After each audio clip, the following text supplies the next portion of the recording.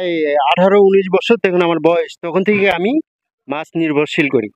আগে কেমন মাছ ধরছেন আর এখন মাছের অবস্থা কেন কমে যায়, কি কারণে, আর হচ্ছে আগে কেমন ছিল, এখন পরিস্থিতি কি, সব মিলিয়ে একটু আগে বলবেন। অনেক ভালো ছিল, আগে কোনো কারেন্ট শর্ট ছিল না, চায়না ছিল না। এলে আইসে বর্তমানে যারা আমরা জেলে আছি, এরা খুব কষ্টে আছি আমরা, খুবই কষ্ট।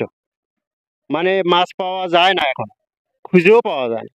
এই ডিঙ্গি ছোট্ট নৌকায় কয়জন আপনারা, কয়জন সন্ধ্যাবেলা বের হন?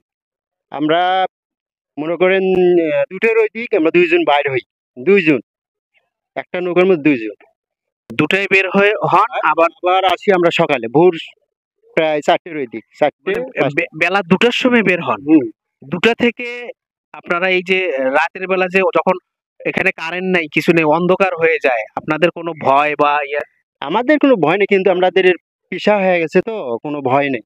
কিন্তু একটা হলে কি জাতি ব্যবসা, এটা জাতি ব্যবসা একটা আমাদের। ভয় ডর আমাদের আছে, থাকে মানুষ বলতে মানুষের ভয় আছে, কিন্তু এটা আমাদের অভ্যেসে পরিণত হয়ে গেছে। কয় ছেলে মেয়ে আপনার? আমার 2টে ছেলে, একটা মেয়ে। 2 ছেলে 1 মেয়ে। এমন ভবিষ্যতে আসবে নদীর মাছ খুঁজেও পাওয়া যাবে না, যদি সরকার ব্যবস্থা না নেয়। সরকার যদি এই মনে করে যে কারেন্ট শর্ট আর এই যে চায়না, এই দুই পদক্ষেপ না নেয়, তো একদিন নদীর মাছ হারিয়ে যাবে, এর কোনো মাপ নাই। দেশি মাছ আর পাওয়া যাবে না, উঠিও পাওয়া যাবে না। আচ্ছা, এই যে বেলা 2টা থেকে ভোর 4টা পর্যন্ত মাছ শিকার করে বিক্রি করলেন, আজকে কত টাকা বিক্রি করলেন? মনে হয় 2600 টাকা। 2600 টাকা। এই 2 ভাই মিলে, আপনারা 2 ভাই মিলে 2600 টাকা, দুইজন, 2টা পরিবার, 2টো পরিবার মিলে 2600 টাকা। গতকাল কত বিক্রি করছেন? গতকাল প্রায় 2000-এর মতো। তাহলে মানে আপনাদের সংসার কোনো মতো যায় ভালো? যায় আল্লাহর রহমতে, কোনো রকম মানে কাইসিসের উপরে চলা লাগে। মানুষের সমস্যা অনেক, যেহেতু এটা সিজন, এটা সিজন না, এই সময় এখন এই মাছটা হচ্ছে। আপনার নাম কি? আমার নাম মোহাম্মদ চান মিয়া। চান মিয়া ভাই, বলেন। এখন সিজন সময়, এখন যে জায়গায় মাছ পাওয়ার কথা 5000, 6000, 10000, সেই জায়গায় মাছ পাচ্ছি 1500, 2000 কিংবা 2500। এই কারেন্ট শর্ট আসে, মনে করেন যে এই ডিম পর্যন্ত নষ্ট করে দিচ্ছে। যে জায়গায় কারেন্ট শর্ট দিচ্ছে ওই জায়গায় ওরা চলে যাওয়ার পরেও, মাছ নিয়ে যাওয়ার পরেও কিছু কিছু ডিম দেখা যায় ওই জায়গায় মরে পছন্দ ধরে।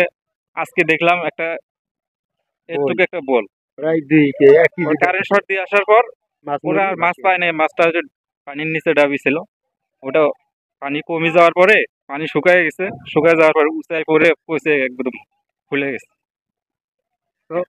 মানে এক সময় মাছ হারিয়ে যাবে। হারিয়ে যাবে এক সময়। আমরা যে মাছটা মানে শ্যাওলার সঙ্গে যে ফালাই দিছি, এখন সারা রাত সেই মাছ আমরা ধরতে পারি না।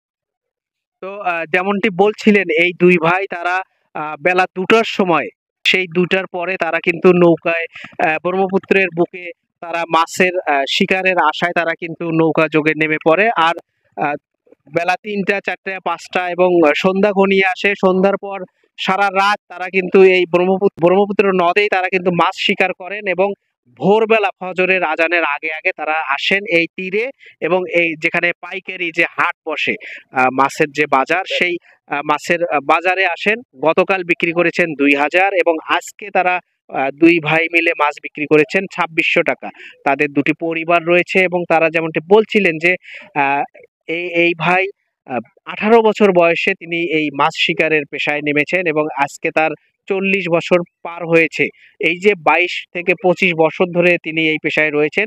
তিনি যেমনটি বলছিলেন যে একসময় মাছ কিন্তু হারিয়ে যাবে যদি সরকার কোনো উদ্যোগ না নেয়, এবং এই যে যারা চায়না জাল এবং কারেন্ট জাল, এই চায়না জাল, কারেন্ট জাল এবং বিদ্যুতায়িত শর্ট দিয়েও এখন মাছ শিকার করছে এক ধরনের অসাধু। তারা কিন্তু জেলে মৎস্য শিকারী, তারা এই ধরনের কাজ করবে না।